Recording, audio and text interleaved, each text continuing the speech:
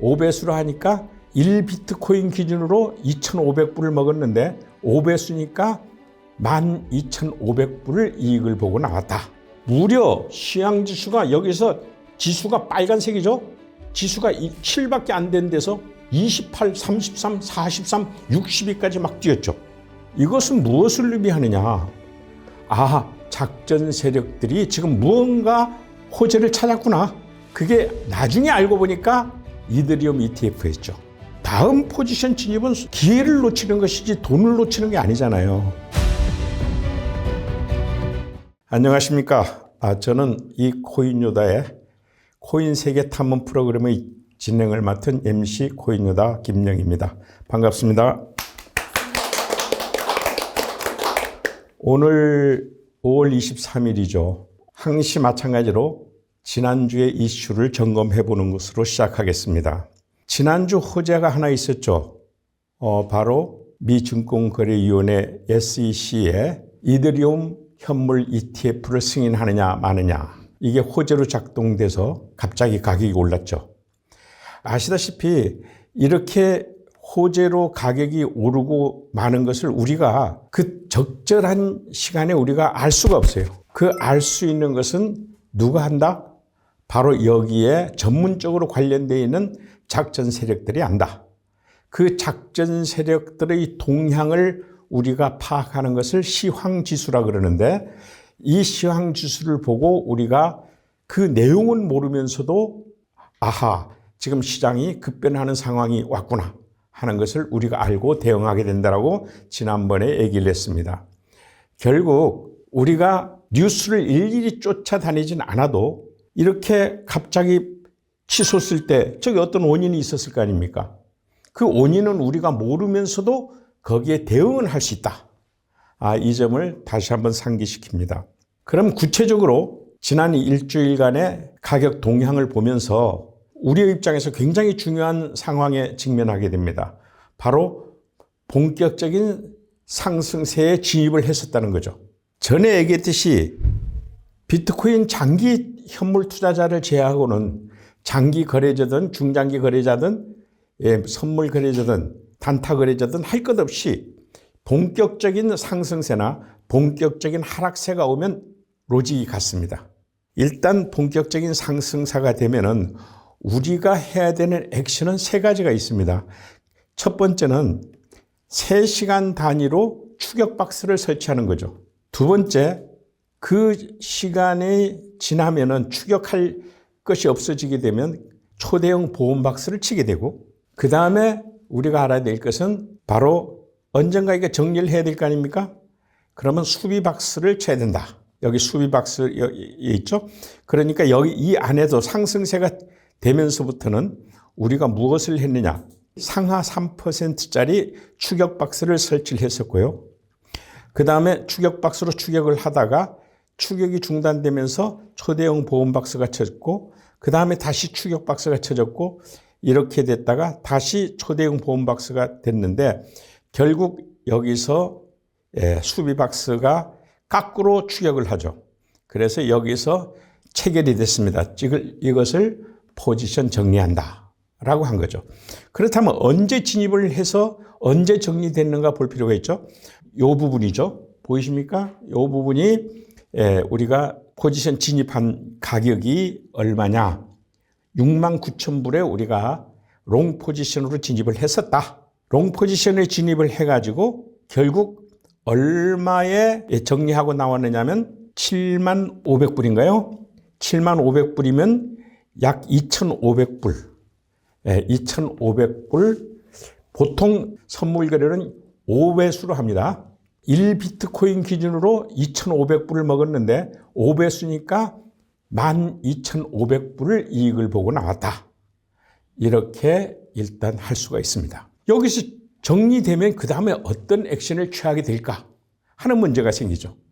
그러면 둘 중에 하나입니다. 다시 상승세가 본격적인 상승세가 되는 경우가 있고, 전에 얘기했듯이 상승세와 하락세 사이에는 대조정 구간이 있다. 그러니까 조정 구간으로 넘어가는 라인이 있을 겁니다. 그러니까 여기서 보면 2차 상승세 경계벽이라고 그랬죠. 여기 넘어가면은 다시 상승세로 가는 거다. 그걸 어떻게 찾느냐는 요 꼭지점을 넘어서야 됩니다. 요 꼭지점이 넘어서는 라인이 여기죠. 예? 여기가 전 고점이라고 되어 있죠. 이 전 고점을 넘겨야 됩니다. 그런데 아무 때나 넘기는 게 아니라 이만큼 떨어졌다가 넘길 때, 예? 이만큼 떨어질 때 어떻게 판독하느냐 하는 것은 또 활사선이 또 제대로 공부해야 되겠죠. 자, 그 다음에 반대로 이 수비박스를 쳐가지고 했는데요. 여기서 만일 떨어지게 되면 어떻게 되느냐. 조정기가 되는데 어디서부터 조정기가 시작되느냐면 이 조정기 경계벽이라고 되어 있죠. 여기서부터는 이제 숏 포지션으로 가야 됩니다. 이런 것들을 여러분들이 지금 제가 말해줬다고 여러분들이 지금 할 수 있는 거 아닙니다. 배울 때 이런 것을 염두에 두고 배우라는 뜻입니다. 일단 상승세로 들어가게 되면 요 전만 해도 8차 상승세가 일어났었죠. 한 2, 3개월 전인가요? ETF 한 달 후에 거의 8차 상향세가 나서 그때 5배수로 먹었으면 굉장히 많이 먹었을 겁니다. 아마 그런 적도 있고요. 장기 거래자들 입장에서 보면 장기 투자자가 아니고요. 장기 거래자, 중장기 거래자하고 조금 틀린 게 뭐냐면 장기 거래자란 것은 중장기 거래 기법을 다 배운 사람인데도 불구하고 다 거래하는 게 아니라 바로 조정 구간 제일 상단에서는 숏 포지션으로 들어가고 제일 하단에서는 롱 포지션으로만 들어가는 사람을 장기 거래자라고 합니다. 그러니까 여기가 지금 조정기 경계벽이라고 하는 것은 여기가 최상단이라는 얘기죠. 여기서는 무조건 숏 포지션으로 들어가야죠. 숏 포지션으로 들어가면 언제 정리하느냐. 여기서 다시 이 하락세 시그널이 켜질 때가 있습니다. 그때 정리하고 다시 그때는 롱 포지션으로 들어가죠. 그러니까 이 기간이요. 어떤 때는 일주일이 될 수도 있고 어떤 때는 한 달이 될 수도 있기 때문에 장기다. 그래서 장기 거래. 그 과정에서 이 조정 구간에서 두 가지 보합세를 거래하는 경우를 중장기 거래라고 하는 것이고 6개의 보합세까지 다 거래하는 방법을 초단타 거래다. 이렇게 우리가 구분을 하고 있습니다. 그런데 여기 좀 이상하잖아요. 중장기 거래를 하는데 로직이 6개가 작용되는데 2개만 사용한다? 그러면 나머지 때는 어떻게 되느냐? 로직이 통 비지 않느냐? 이런 문제가 생기죠. 이런 문제를 커버하기 위해서 등장하는 말이 바로 시황지수라는 것입니다. 여기 지수라고 되어 있죠. 이 지수라고 되어 있는데 이 지수는 시장 상황을 숫자로 표시한 겁니다. 그러면 이 지수는 누가 제일 먼저 시장 상황을 안다 그랬죠? 바로 작전 세력이. 그 작전 세력이 작전하는 거를 우리가 도둑질 해온 거죠. 쉽게 말하자면. 그래서 그 원인은 모르지만 그 전문가들이 채널을 다 갖춘 사람들이 지금 시장을 어떻게 보는구나 하는 걸 우리가 간파해서 이렇게 표현을 한 거죠. 잘 보시면 무려 시황지수가 여기서 지수가 빨간색이죠. 제일 밑에 지수가 7밖에 안 된 데서 28, 33, 43, 62까지 막 뛰었죠. 이것은 무엇을 의미하느냐. 작전 세력들이 지금 무언가 호재를 찾았구나.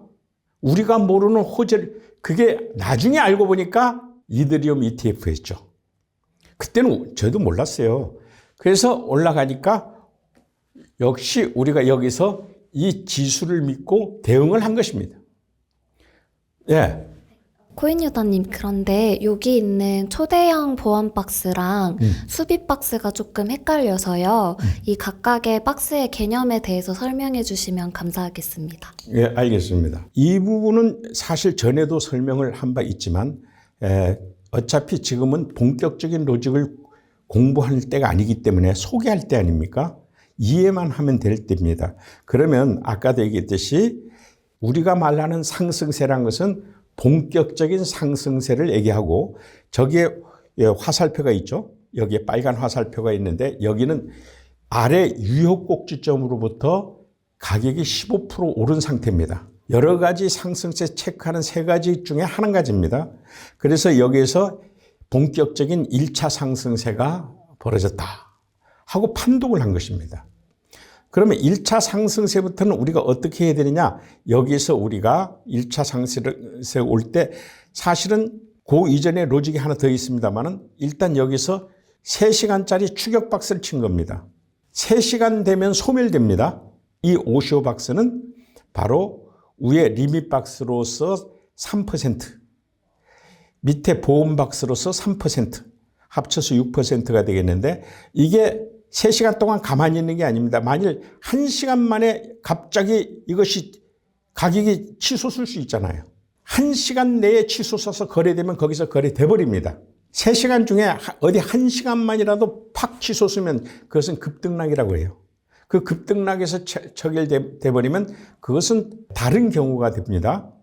근데 여기서는 그런 경우는 안 일어났기 때문에 요 가격이 오를 때마다 여기가 지금 박스가 새로 쳐졌죠. 3시간마다 쳐졌는데 3시간 동안에 안 쳐졌기 때문에 더 올라갈 일이 없었기 때문에 바로 초대형 보험 박스로 전환된 겁니다. 그런데 또 올랐죠. 또 올랐으니까 거기서 또 올랐으니까 또 추격 박스가 켜진 겁니다. 추격 박스가 추격했는데 안 올라가요. 그러니까 당연히 이제 보험 박스가 쳐졌죠. 보험 박스가 쳐졌는데 가격이 떨어져요. 가격이 떨어질 때는 2%짜리 수비 박스가 쳐집니다. 2%면 요거 500불짜리 3칸이거든요. 3칸인데도 한 칸 더 떨어졌잖아요. 그러니까 한 칸 더 이동 장착했고 또 한 칸 더 떨어졌잖아요. 예, 또 이동을 했습니다. 이동을 했는데도 불구하고 여기서 여러분들이 꼭 하나 아셔야 될 것이 여기에서 포지션 정리가 됐다는 거죠. 그런데 포지션 정리된 값이 이 위에가 아니죠. 우리 거래 수칙에 이미 나와 있습니다. 장시간 거래가 안 될 경우는 포지션 진입은 앞당겨서 할 수 없지만 포지션 정리는 앞당겨서 하라는 그 로직을 보완하는 거래 수칙이 있습니다. 그래서 여기서 지금 벌써 이게 12시간이 넘었고 거의 하루 동안의 거래가 안 됐잖아요. 횡보하고 있잖아요. 그러면 여기서 올라왔을 때 일단 이익 보고 말자. 일단 이익 보고 다음 포지션 진입할 찬스로 넘기자. 다음 포지션 진입은 기회를 놓치는 것이지 돈을 놓치는 게 아니잖아요. 그래서 여기서 일단 포지션 정리하고 쉰 겁니다. 여기서는. 그럼 다음 거래는 언제 시작을 하겠습니까? 라고 물었을 때 좋습니다. 여기서 2차 상승세일 때부터 다시 추격 박스 치겠습니다. 이게 하나. 반대로 이번엔 여기서 조정기로 내려가는 거니까 이 조정기를 어떻게 내려가느냐 하는 것은 둘째 문제 치고요. 조정기를 내려가는 거니까 이때는 여기서 숏 포지션으로 치겠습니다. 반대죠. 여기서는 롱 포지션으로 가는 거고 여기서는 숏 포지션으로 가는 겁니다. 물론 여기서는 숏 포지션으로 갈 때 지금 이제 초대형 보합세로 보고 5칸을 쳤죠. 근데 만일 여기 아까 장기 거래자라면 아예 이것도 안 치고 저 밑에 10몇 프로 밑에 친단 말이죠. 이런 차이가 있겠습니다. 요 1차 상승세가 끝나는 시점이 바로 여기죠. 여기서 정산을 해보면 얼마 벌었다? 벌면 우리가 포지션 정리라 그러고요. 손해봤다 그러면 포지션 청산이라 그럽니다. 그래서 청산된 게 아니라 우리가 임의로 요 정도 벌고 말았다. 그러면 여기서 벌고 말았는데 여기서는 일단 보험 박스 안에서 이렇게 정리되면 바로 들어가는 게 아니라 다음 포지션 진입할 수 있는 타이밍이 있고 그 라인이 있습니다. 그것이 바로 여기에 2차 상승세로 올라갈 것이냐 아니면 여기서 떨어지면 여기서 조정기로 다시 갈 거냐 이렇게 우리가 판단을 하게 되는 거죠. 그래서 지난주에 이슈를 우리가 몰랐지만 훌륭하게 적응할 수 있었다.